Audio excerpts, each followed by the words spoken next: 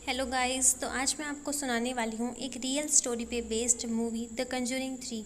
मेरा ये new YouTube channel है, सो प्लीज़ इसको सपोर्ट करो, लाइक करो और शेयर करो।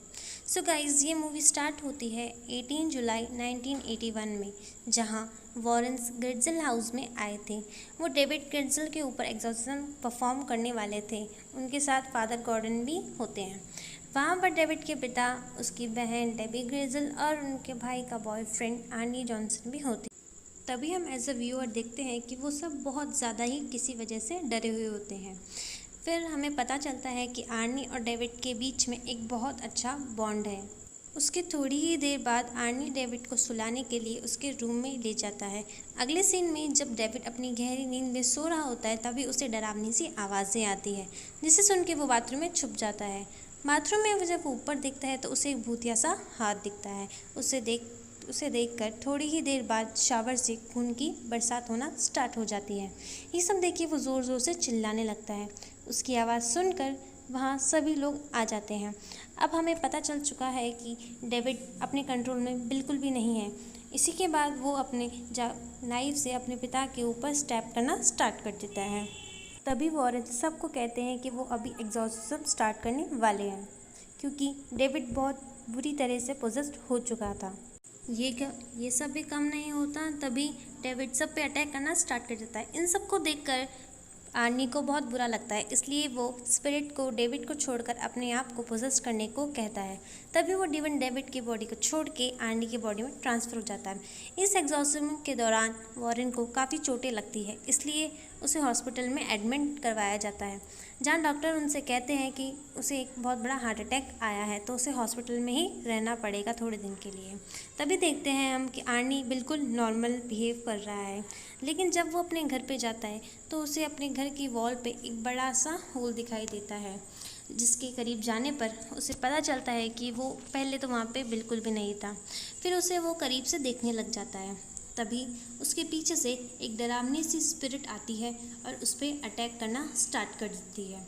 अब आर्नी बहुत ज़्यादा डर चुका होता है, इसलिए वो वहाँ से निकलने की कोशिश करता है। नेक्स्ट सीन में हमें दिखाया जाता है कि आर्नी एक चेन सॉ से ट्री को काटने की कोशिश कर रहा है, लेकिन वो काम नहीं करता। तभी उसे विंडो से एक डीमन दिखाई देता है।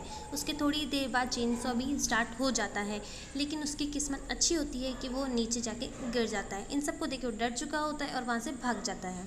तभी हम देखते हैं नेक्स्ट सीन में वॉरेन को भी होश आ चुका है। वो वही देखता है विजन्स में कि आर्नी पोजेस्ड हो चुका है। तभी लॉरेन कॉल करती है घर पे, लेकिन घर पे कोई फ़ोन नहीं उठाता, क्योंकि वो सब डांस में बिज़ी होते हैं। तभी वहाँ पे आर्नी को विजन्स आते हैं, जैसे बोरन के अंदर एक आत्मा आ चुकी है और वो अटैक करने वाली है डेबी के ऊपर। हालांकि बुर्नो एक फ्रेंड है डेबी का बहुत अच्छा, लेकिन भूत आ जाता तो कुछ भी हो सकता है। तभी वो वहाँ से भागने की कोशिश करते हैं, लेकिन ब्रूनो उन पर अटैक कर देता है, तो आर्नी उसे 22 बार स्टैप करके उसे वहीं पे मार देता है। इसी के बाद वहाँ पे पुलिस भी आ जाती है, जिसे वॉरेन ने बुलाया होता है। तभी वहाँ पुलिस आकर उसे देखती है और वो पुलिस वाले खुद भी डर जाते हैं, क्योंकि वो खून में पूरा सना हुआ होता है। तभी वो पुलिस इन ऑफिसर उसे जेल में ले जाते हैं।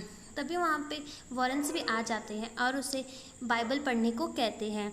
तो आर्नी बहुत आराम से बाइबल पढ़ लेता है, तो इससे प्रूफ हो जाता है कि अभी उसके अंदर कोई भी स्पिरिट नहीं है। और वहीं पे वो अपना कॉन्फेशन भी करता है कि उसने ही ब्रूनो का मर्डर किया है। इसके थोड़ी ही देर बाद लॉयर भी वहाँ पे आ चुकी होती है।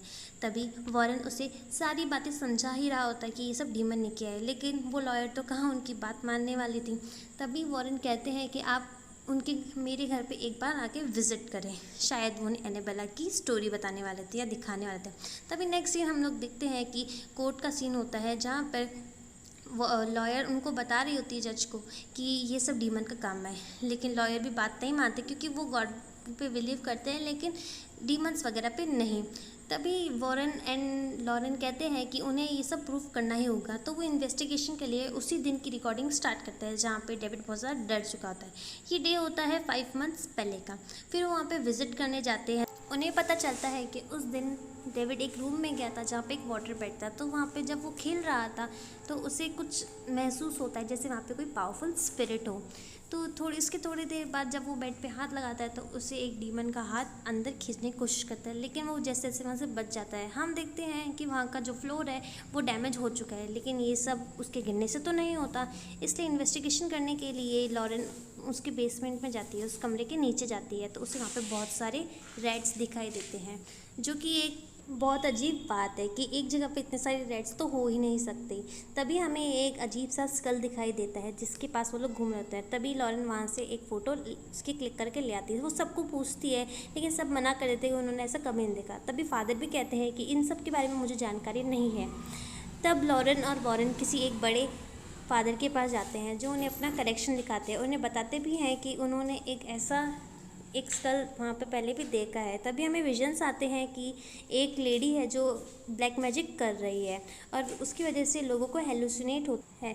तभी हम नेक्स्ट सीन में देखते हैं कि एक डिटेक्टिव से मिलने वॉरेन और लॉरेन आए हुए हैं।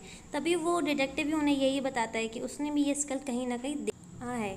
तभी लॉरेन कहती है कि ये सब एक डीमन का ही काम है। तो उस डिटेक्टिव को थोड़ा अजीब सा लगता है कि ऐसे थोड़ी ना हो सकता है। तो फिर वो 3 नाइफ्स दिखाता है लॉरेन को उनमें से पहचानने के लिए रियल वन। तो वो पहचान भी लेते हैं। तब डिटेक्टिव उन्हें बताता है कि वो एक केस के बारे में बात कर रहे हैं जहाँ पे 2 दोस्तें घूमने गई थी और उनका मर्डर हो चुका था।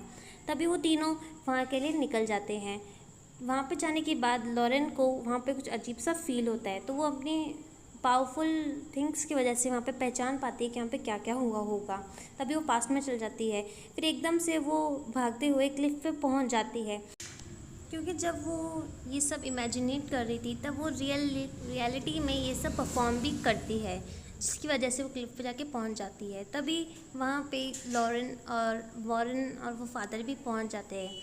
एकदम से कहीं से डिमोनिक हाथ आके लॉरेन के पैरों को पकड़ के खींचता है, लेकिन वॉरेन उन्हें बचा लेते हैं। तभी लॉरेन उन सबको बताती है कि उस दिन क्या क्या हुआ होगा, यानी कि वो जो लड़की पोजेस्ड हुई थी वो जाके इस रिवर में गिरी हुई है। तब वहाँ पुलिस इन्वेस्टिगेशन स्टार्ट करती है और उस रिवर में ढूंढती है तो उन्हें उस लड़की की लाश वहीं पे मिलती है। तभी हम नेक्स्ट सीन में एक हॉस्पिटल को देखते हैं जहाँ पे दोनों लॉरेन और वॉरेन गए हुए होते हैं। ये सब क्लूज निकालने के लिए वॉरेन एक लड़की का हाथ पकड़ती है, एक डेड बॉडी का, जिसमें वो एक नेक्स्ट सीन में वो एक टनल के अंदर होती है जो बहुत ज़्यादा डरावना होता है। उसे वहाँ पे वही लेडी दिखती है और उसके हाथ में आर्नी की एक फ़ोटोग्राफ भी होती है। तभी उसे उस लेडी का मुंह भी दिख जाता है, जिससे वो पूछने की कोशिश करती है, लेकिन तभी एक डेड बॉडी वहाँ पे हिलने लग जाती है और लॉरेन के ऊपर अटैक करने के लिए आती है। तब उस टाइम पे वॉरेन उन्हें बचा लेते हैं। फिर अगले सीन में हम लोग देखते हैं कि उनके पास एक बुक है जिसके अंदर उस ब्लैक मैजिक के बारे में कि कैसे वो ख़त्म हो सकता है वो सब कुछ लिखा हुआ था। उसके हिसाब से एक सुसाइड और एक मर्डर होना चाहिए, उसके बाद ये ख़त्म होगा या फिर उस टेबल को ही तोड़ दिया जाए। फिर वो एक फादर के पास जाते हैं उनसे मिलने के लिए। फादर उन्हें बताते हैं कि उनकी जो बेटी है वही एक विच है। उतनी ही देर में उनकी जो बेटी होती है वो कहीं से आके उनका गला काट देती है, उसके कारण वो मर जाते हैं। इसी मौके का फ़ायदा उठा के लॉरेन उस केव में चली जाती है जहाँ पे वो टेबल भी प्रेजेंट होती है।